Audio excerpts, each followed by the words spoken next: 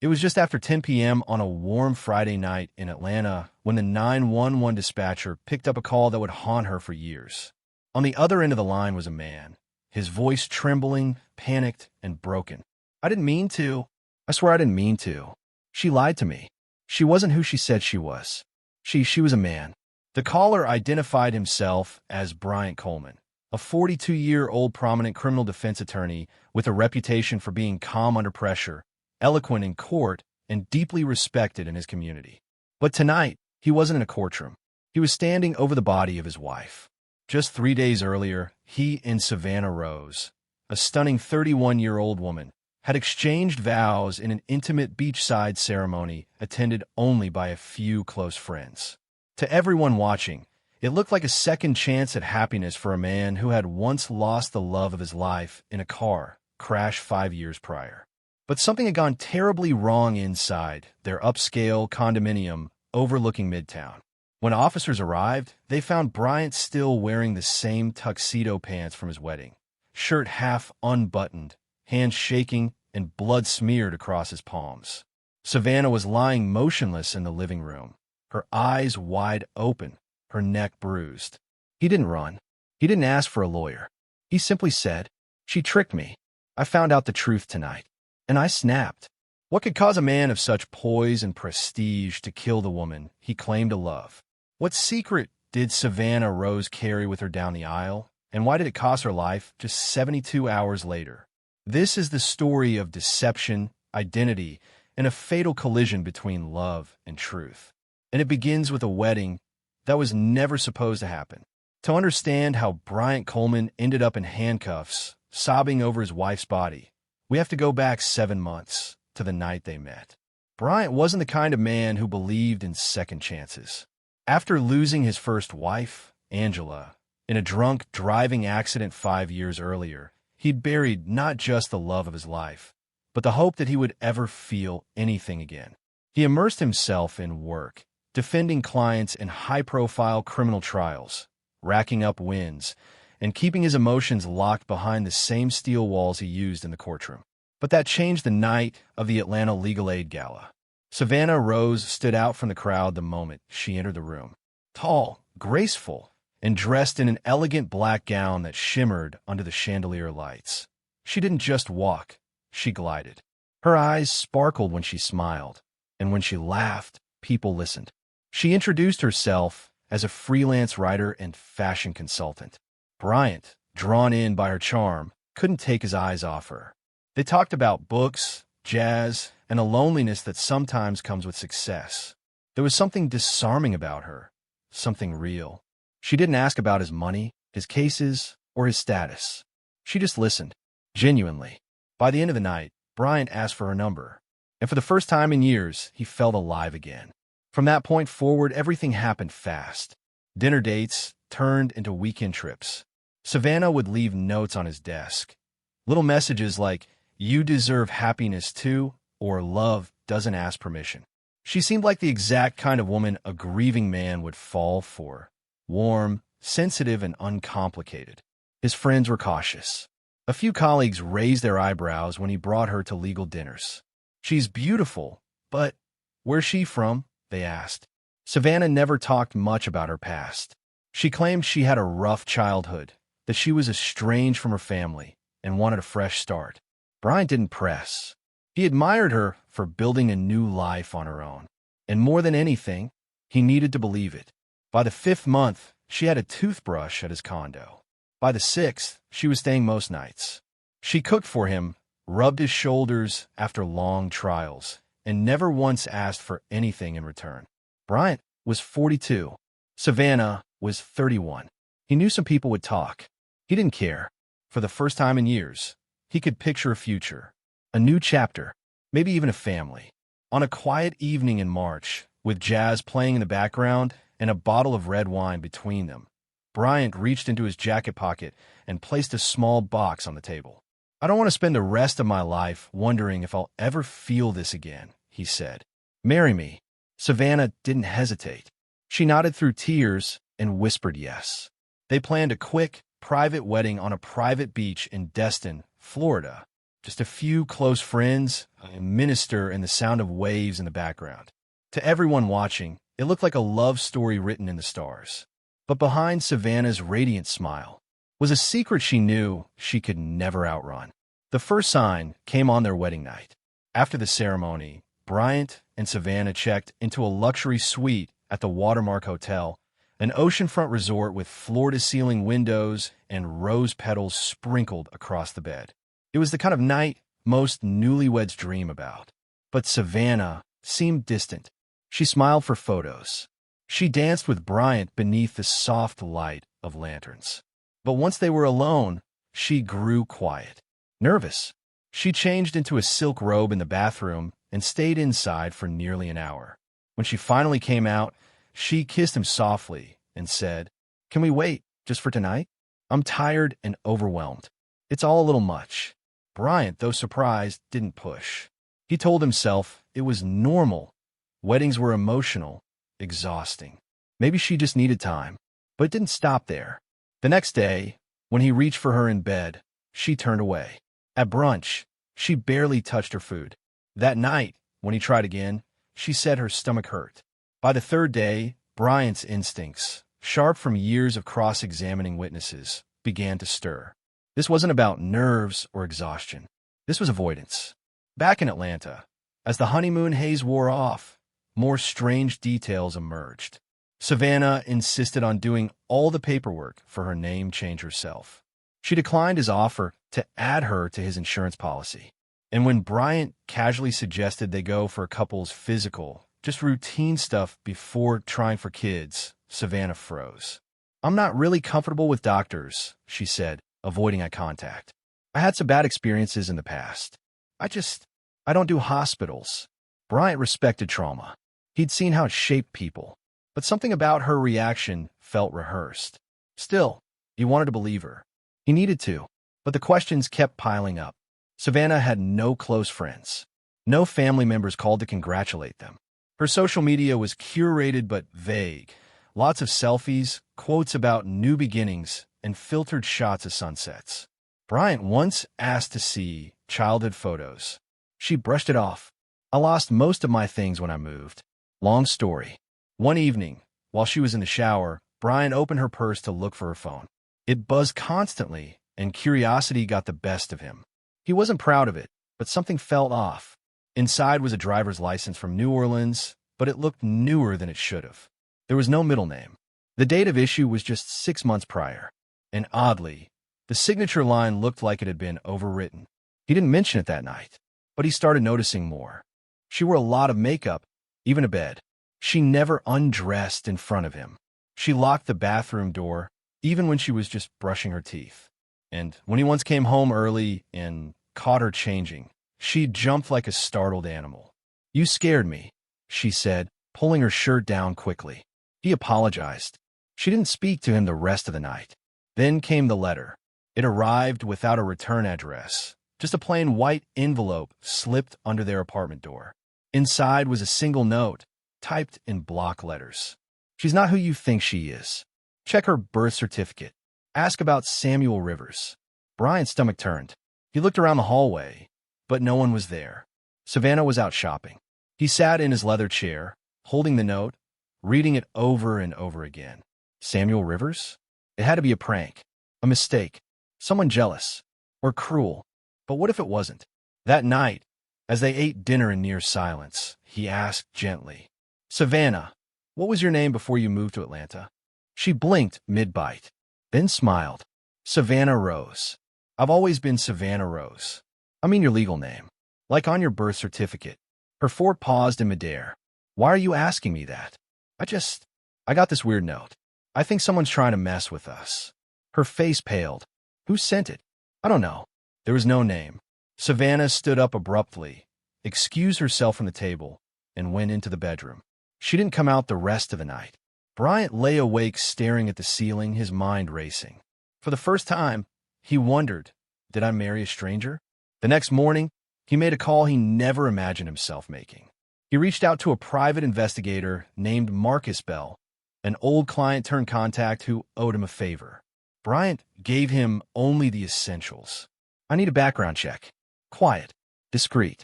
On my wife. There was a long pause on the other end. You okay, Bryant? Just find out if she's who she says she is. What Marcus found would change everything. But Bryant wouldn't receive that report until the next day. And by then, it would already be too late to save anyone. The manila envelope arrived the next morning. It was left at the front desk of Bryant's law office downtown, marked simply, "Confidential for BC." Only. Inside was a short printed report, a few photocopied documents, and one grainy photograph. Bryant locked his office door before sitting down to read. The heading on the report stopped him cold. Subject: Savannah Rose, a.k.a. Samuel Aaron Rivers.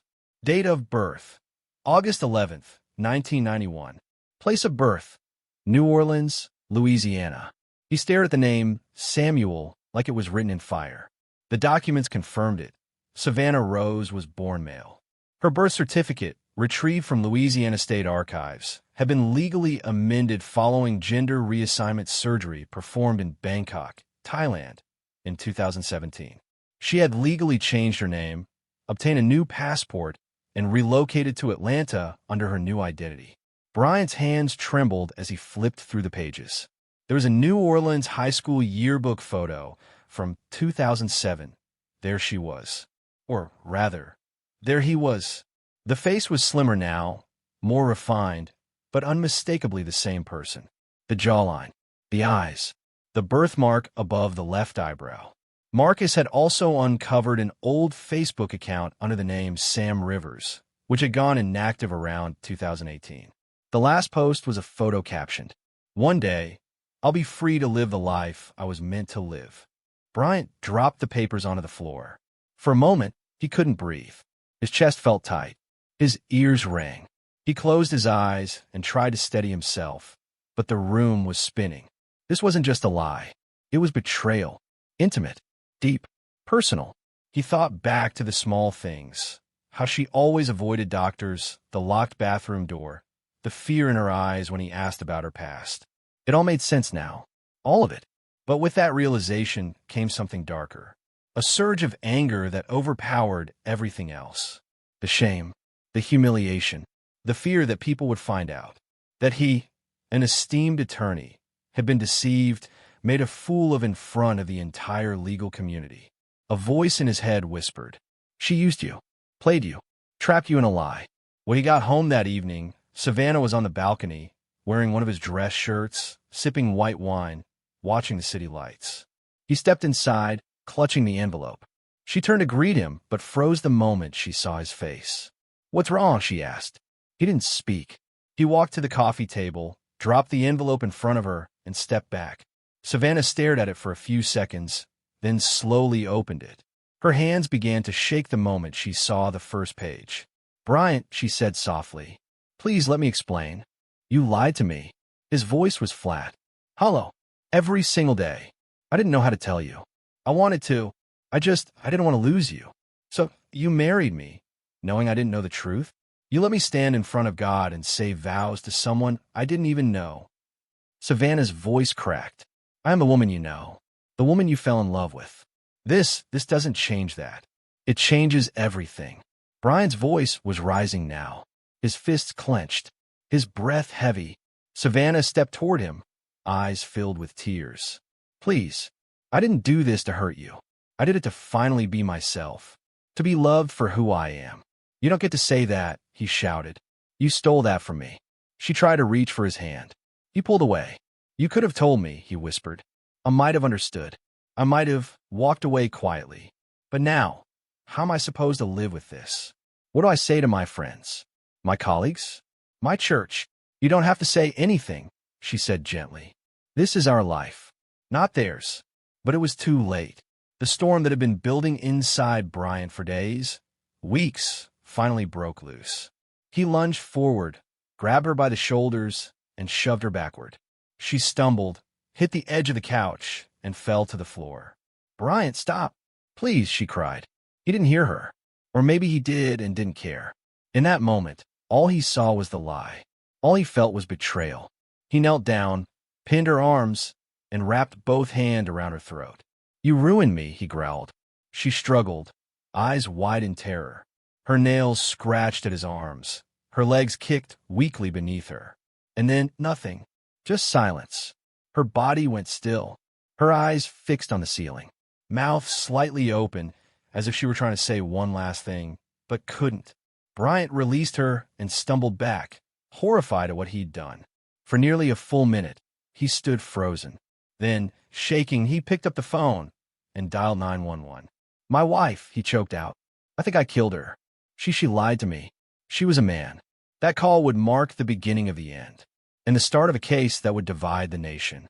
When the first officers arrived at the upscale high-rise in Midtown Atlanta, they found Bryant Coleman sitting motionless on the floor, his back against the wall, just a few feet from his wife's body. The lights were still on. Dinner plates sat untouched on the kitchen counter. A bouquet of roses, now wilted, stood in a crystal vase beside an unopened bottle of champagne. It should have been the setting for a romantic evening. Instead, it was a crime scene. Bryant didn't move as the officers approached. "She lied to me," he mumbled. "She lied about everything." His hand were covered in bruises and faint scratches. His pupils dilated. He seemed dazed, detached, like someone who had just awakened from a terrible dream. Savannah's body lay still on the floor. No visible wounds beyond the angry bruising along her neck. Her silk robe was slightly torn, her face pale, lips parted. Officer Ramirez bent down to check her pulse, but it was already obvious. She was gone. Detective Michelle Landry, a 16-year veteran with Atlanta homicide, was called to the scene within the hour. She recognized Bryant immediately. She'd watched him defend high-profile clients in court, always cool, composed, and persuasive. Seeing him like this, disheveled, broken, red-eyed, was surreal. Bryant was placed in handcuffs without resistance. As he was led out of the building, local residents peeked from behind their doors, shocked to see the man they knew from news headlines escorted like a common criminal. "I didn't plan it," he said softly to one officer in the elevator. "I just snapped." At headquarters, Bryant waved his right to an attorney.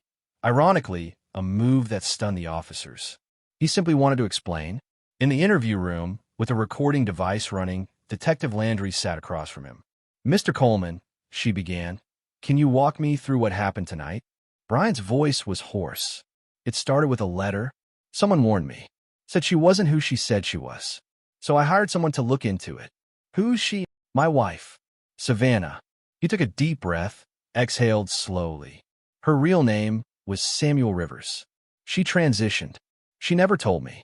She let me marry her, look her in the eye, promise her forever without ever telling me the truth."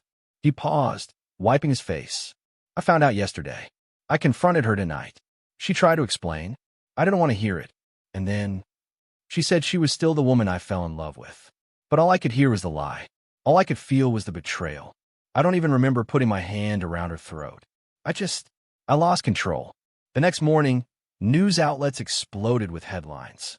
Prominent Atlanta attorney arrested for murdering wife. Lawyer claims gender deception drove him to kill. A tragic wedding ends in a shocking revelation. The public response was swift and divided. Some called Bryant a monster. Others called him a victim. Talk shows debated whether gender deception could ever justify violence. Social media lit up with hashtags. Hashtag Justice for Savannah. Hashtag Trans Lives Matter. Hashtag Bryant Coleman Trial. Activists condemned the murder as a hate crime. Others argued that emotional betrayal, no matter the source, could trigger devastating consequences. Meanwhile, the investigation deepened. Forensic evidence supported Bryant's confession. Savannah's cause of death was determined to be manual strangulation. There were no signs of premeditation, no weapons, no evidence of physical altercation beforehand. Just his bare hands. Just rage. Detectives recovered the private investigator's report in Bryant's office and the anonymous letter from his home. That letter would later become a focal point in the trial, an indicator that Bryant had known about Savannah's identity before the moment of the crime, weakening any claim of sudden provocation. Savannah's autopsy revealed she had undergone full gender reassignment surgery 8 years earlier. Her hormone levels were consistent with long-term estrogen therapy. Legally, medically, and socially, she was a woman. But in the eyes of the man she loved, her identity was built on a lie. Her friends, few but close, spoke to media outlets, defending her character. Savannah wasn't trying to trick anyone, said Alicia Monroe, a makeup artist who'd known her for 6 years. She just wanted to be loved. She was terrified that if people knew, they'd never see her as a real woman.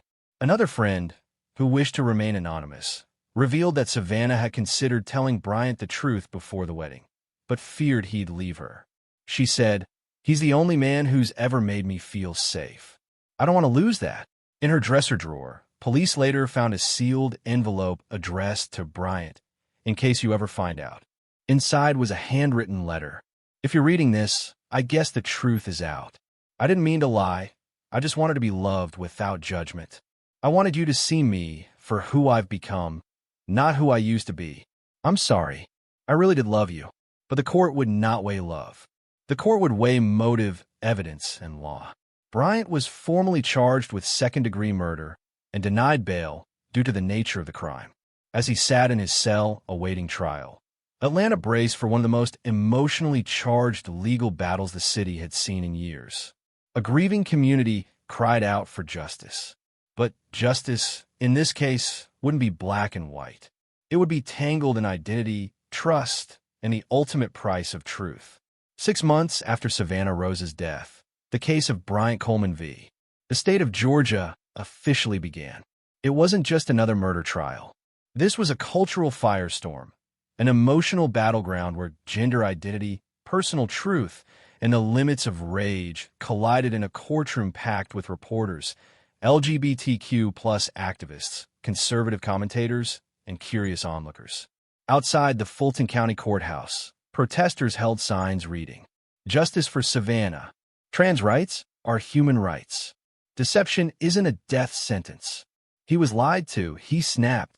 Two very different narratives were taking shape, and neither side was backing down. Assistant District Attorney Lena Matthews stood before the jury on day one, unwavering and composed. "This was not a crime of passion," she declared. "It was murder, plain and simple." The defendant had time to think, to reflect, to walk away. Instead, he chose to wrap his hands around the throat of a woman who loved him and end her life. The prosecution argued that Bryant Coleman had premeditated his attack, not in the traditional sense of planning a murder with weapons or timelines, but through his conscious decisions. Hiring a private investigator, reading the report at his office in private, coming home and confronting Savannah with printed proof, choosing to escalate the confrontation instead of leaving or calling for help. There was time between discovery and action, ADA Matthews said. And in that time, he made a deadly choice. She showed the jury the anonymous letter, the investigation report, and the timeline. She read Savannah's final letter aloud in court, and her voice wavered only slightly as she reached the final line. "I just wanted to be loved without judgment." Bryant's attorney, Clayton Reeves, took a different approach. He didn't deny that his client had killed Savannah. He didn't even try to make Bryant look blameless. Instead, he focused on emotional provocation and temporary psychological breakdown, arguing that Bryant's actions stemmed from a devastating psychological shock triggered by Savannah's long-term deception. "My client believed he had found love again," Reeves told the jury. "He opened his heart to a woman who knew his past pain, his grief, his vulnerability, and still chose to hide from him the most fundamental truth about herself." Reeves introduced expert witnesses, including a forensic psychologist who testified that Bryant experienced acute dissociative rage in response to a perceived violation of identity and trust.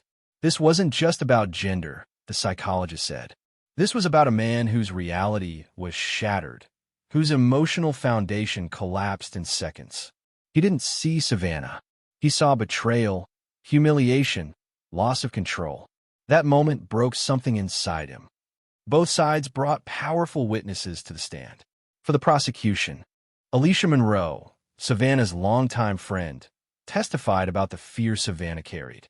She wanted to tell him. She almost did, but she was scared. Scared of losing him.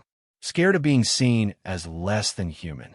A transgender advocate took the stand to speak about the importance of safety for trans women in relationships, saying, "We don't deceive anyone by existing. We just want to live and love." For the defense, Marcus Bell, the private investigator, testified that Bryant looked shocked and sick when he received the report and asked, "Is this even legal?" Bryant's pastor, Reverend Thomas Gray, offered insight into Bryant's moral framework. He wasn't raised to hate, but he was raised to believe that marriage was sacred and that truth was non-negotiable. The emotional climax came when Bryant himself took the stand. He stood in front of the jury, voice heavy with remorse, and said, "I didn't kill Savannah because she was trans. I killed her because I felt like my entire life was a lie, and I couldn't handle it. That doesn't make it right. It just makes it real." He looked directly at Savannah's mother, seated on the front bench, tears streaming down her face. "I'm sorry," he said, "not just for what I did, but for never understanding who she really was." After 5 days of testimony and 9 hours of deliberation, the jury returned with a verdict: guilty of voluntary manslaughter. It was a compromise, one that acknowledged Bryant's emotional state, but still held him accountable. The charge carried a sentence of 15 years without parole. Some cheered, others wept. Outside the courthouse, the media swarmed. Commentators debated whether the sentence was too lenient or too harsh. Savannah's friend said justice was only partially served. "We wanted a message sent that our lives matter," one activist said. "This doesn't feel like enough." But others, particularly those from conservative circles, defended the outcome as fair. This wasn't about hate, a legal analyst said on a radio show. It was about emotional betrayal. In the months that followed, the case sparked national conversations. Should trans people be legally required to disclose their gender history to partners? Can emotional shock ever justify violence? How do we balance individual truth with shared expectations in relationships? A Netflix documentary, 3 Days of Marriage, was greenlit within a year. Talk shows brought in experts. Churches held forums. LGBTQ+ groups used Savannah's story to highlight the dangers trans women face, even in love.